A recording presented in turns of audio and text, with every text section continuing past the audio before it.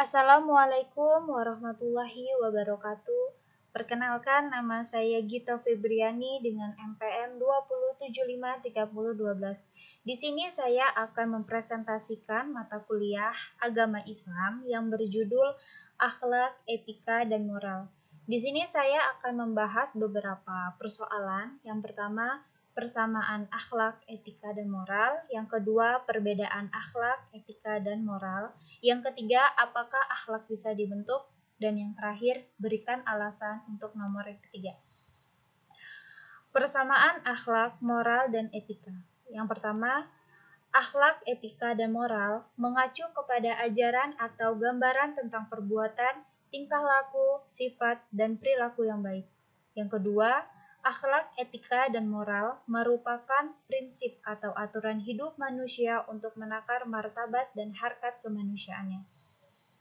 Sebaliknya, semakin rendah kualitas akhlak, etika, dan moral seseorang atau sekelompok orang, maka semakin rendah pula kualitas kemanusiaannya. Ketiga, akhlak, etika, dan moral seseorang atau sekelompok orang tidak semata-mata merupakan faktor keturunan yang bersifat tetap, statis, dan konstan, tetapi merupakan potensi positif yang dimiliki setiap orang. Untuk pengembangan dan aktualisasi potensi positif tersebut, diperlukan pendidikan, pembiasaan, dan keteladanan, serta dukungan lingkungan, mulai dari lingkungan keluarga, lingkungan sekolah, dan lingkungan masyarakat secara terus-menerus, berkesinambungan dan tingkat konsistensi yang tinggi. Perbedaan akhlak, etika, dan moral. Akhlak adalah sifat tertanam dalam jiwa yang menimbulkan perbuatan-perbuatan dengan gampang dan mudah tanpa memerlukan pertimbangan dan pemikiran. Yang menjadi sumber akhlak adalah ukuran baik dan buruk atau mulia dan tercela. Contohnya, dalam bertata cara berbusana yang dipergunakan harus sesuai dengan ajaran Islam atau perintah Allah serta lingkungan di mana kita berada. Apalagi kita sebagai perempuan, kita harus dan wajib menutup aurat karena itu adalah kewajiban setiap wanita atau perempuan untuk menjaga aurat atau harga dirinya dari mata laki-laki yang jahat. Yang kedua, etika adalah ilmu yang mempelajari soal kebaikan dan keburukan di dalam hidup manusia, terutama yang mengenai gerak-gerik pikiran dan rasa yang merupakan pertimbangan dan perasaan sampai mengenai tujuannya yang merupakan perbuatan. Contohnya seperti tata cara bicara yang dipergunakan, yaitu menggunakan bahasa yang baik dan benar. Jangan sampai apa yang kita keluarkan dari mulut kita atau yang kita ucapkan itu akan menyakitkan hati seseorang, karena kita tidak pernah tahu orang itu sangat peka atau gampang sakit hatian. Jika semuanya sudah terjadi, minta maaflah dan jangan diulangi kembali. Yang ketiga adalah moral. Moral adalah suatu tindakan yang sesuai dengan ukuran tindakan yang umum diterima oleh kesatuan sosial atau lingkungan tertentu. Sedangkan dalam pembicaraan moral, tolak ukur yang digunakan adalah norma-norma yang tumbuh dan berkembang yang berlangsung di masyarakat.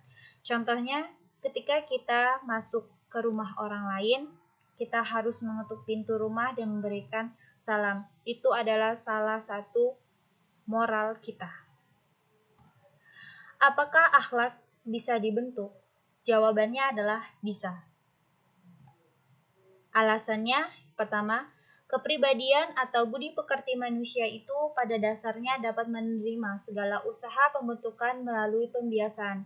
Jika seseorang mengkehendaki agar ia menjadi orang yang pemurah, maka ia harus membiasakan dirinya melakukan pekerjaan yang bersifat pemurah, hingga murah hati, murah atau ringan tangan untuk membantu. Sehingga murah hati itu menjadi tabiatnya yang mendarah daging atau kebiasaannya. Kebiasaan ini nantinya disebut akhlak. Yang kedua, akhlak yang baik tidak cukup pembentukannya hanya dilakukan melalui pelajaran, instruksi, dan larangan. Sebab tabiat jiwa manusia untuk menerima keutamaan itu tidak cukup dengan hanya seorang guru atau orang tua mengatakan kerjakan ini dan jangan kerjakan itu.